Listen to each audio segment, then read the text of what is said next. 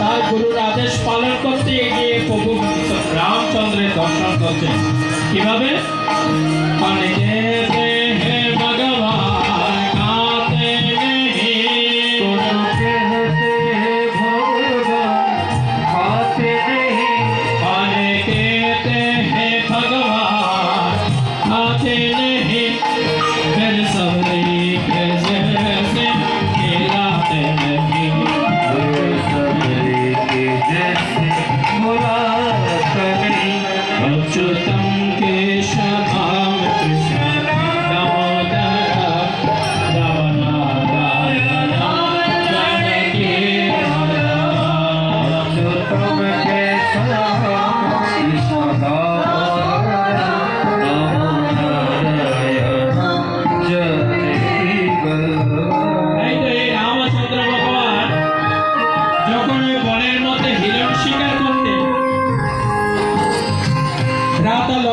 পাঠিয়েছিলেন, তখন ওই হরিণ পিছনে ছুটতে ছুটতে লক্ষ্মণ ভাইয়া যখন সবেরি মায়ের কুটিয়ার সম্মুখে যায়, তখন ওই বৃদ্ধ মা বলে উঠলেন, এই বনবাজে রাজপুত্র, তুমি কেন হিরণের পিছনে ছুটছো?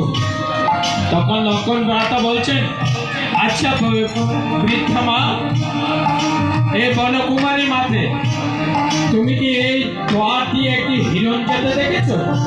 তখন সবেরি মায়া বললেন, তুমি কেন হিরণের পিছনে ছুটছো তা আমাকে আগে ব্যাখ্যা করো।